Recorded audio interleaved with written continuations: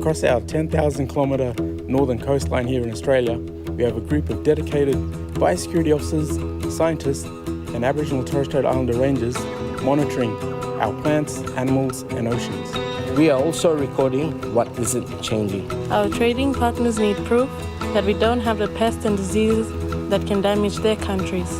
This is one of the least known but most important parts of the biosecurity story. It's a story of antiquity and modernity, relying on traditional knowledge of country while using 21st century technology. Respecting culture and providing hope for future generations.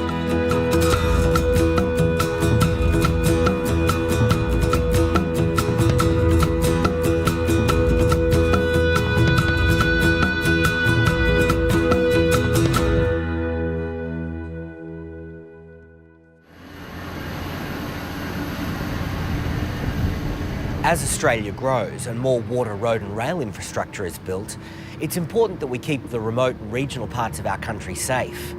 If we're not careful, high-risk pests and diseases could move, potentially destroying farms, communities and businesses. Biosecurity, it's everyone's business.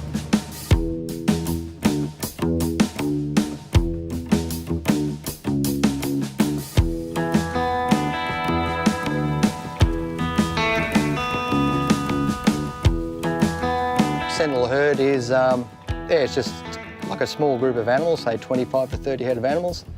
There's 2 groups up in the Darwin area. There's a couple more in Katherine and another one further out around the VRD and down the Douglas Daly area. So what their main sort of job is they get bled once a week or monthly, and then bloods then go back to laboratory and they sort of keep an eye on what sort of insect-borne disease we've got in the livestock up here. The blood tests themselves for the sentinel herds is mainly looking at blue tongue virus. It's carried by insects and biting midges. That's the one we mainly test for here. And yeah, touch wood, there's been no outbreaks and things like that.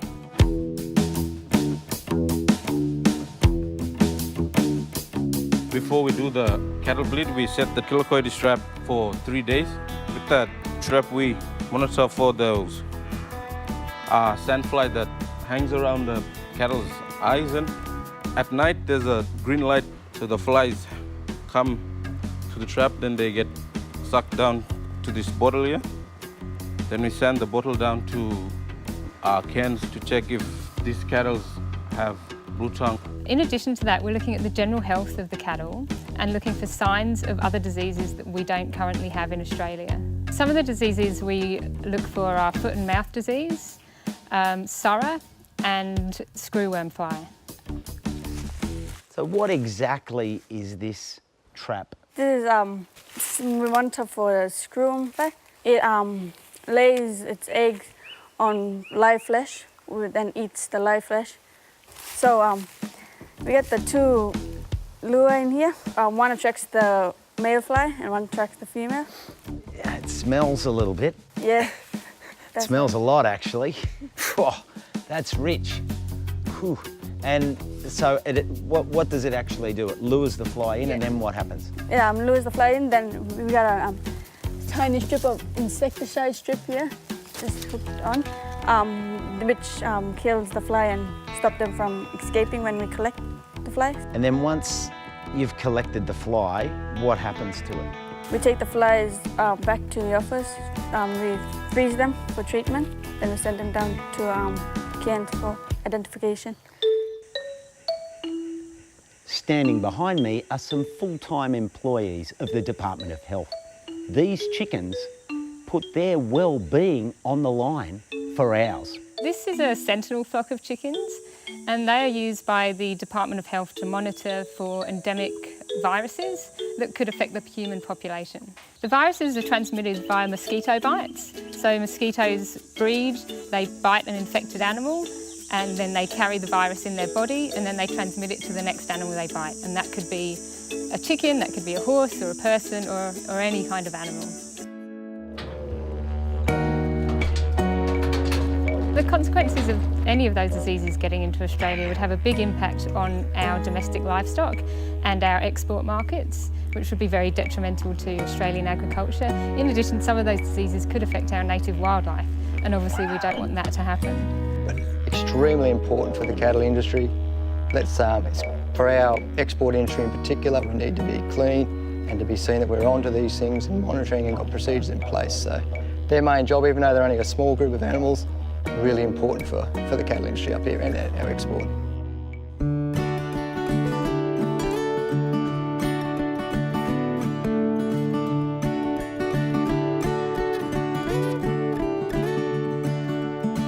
The Northern Territory is synonymous with barramundi.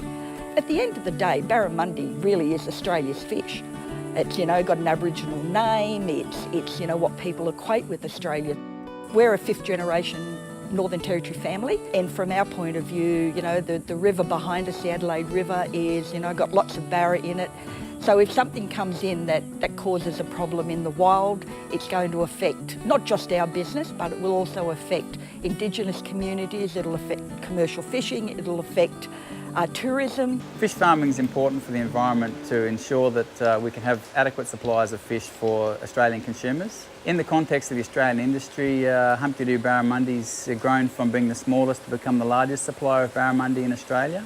And we actually grow more fish on this farm than the entire North Australian wild-caught barramundi industry produces. Dan, how many fish are in a tank like this? Look, these are baby barramundi and there's about 40,000 in this tank. How old are they? They're about 2 months old now, so they start off really small, but they're getting underway now. Can we have a look at something? Yeah, too right. Let's have a look. Oh, here we go. Oh, look how many there are. Look at that. Beautiful things, aren't They're they? fantastic. And what's the time to maturity for a little fish like that to plate size? So we do everything from a 400 gram plate size fish that'll be about 9 months old through to a 5 kilo fish that goes into the filleting trade or the sashimi market, and that might be more like 2 years to grow. So there's a lot at stake in what you do here. Too right, it really is. In recent years, we've seen the collapse and disappearance of first the banana industry and then subsequently the rockmelon industry, both due to exotic diseases coming in that aren't native to Australia. And well, you can see what's happened to the prawn industry in southern Queensland with the white spot took it out, and more recently than that, the oyster industry in Tasmania with the Pacific oyster mortality syndrome. So it's not restricted to land. The aquatic environment also can carry diseases, and in fact, once a disease is into the aquatic environment, it's almost unstoppable. Farming fish in the way that we do is very sustainable. It minimises any impacts on wild fish stocks to ensure that Australians can eat Australian seafood without running out of fish. We have pretty good control on the water side of things because our farm is designed into 7 separate water management units, each of which predominantly recirculates water. And so we've got a high level of control of what we take in and what we get out. And we also have some capacity to treat incoming water in the case of a known disease emergency. Look, the most important ways that we care for country here on our farm are the way that we look after the water, the way that we create a habitat for animals, and we reuse water again and again so that we don't impact on the river, beautiful water right next to us.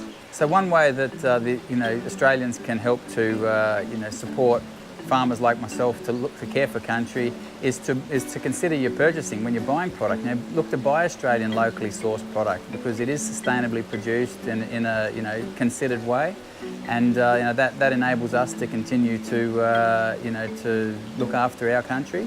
If you're dealing with imported barramundi, my preference is you don't buy stuff with skin, bones, head, and the stuff that will, one way or another, find its way into the environment.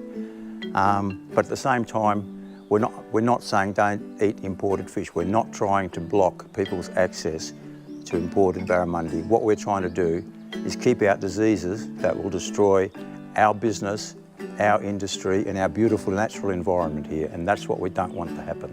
And when people are going on or near farms, to think about their own impact. Are they bringing foreign bait with them, or are they going to be jeopardising the stock on the farms that they're visiting? Is something that we really need people to think about.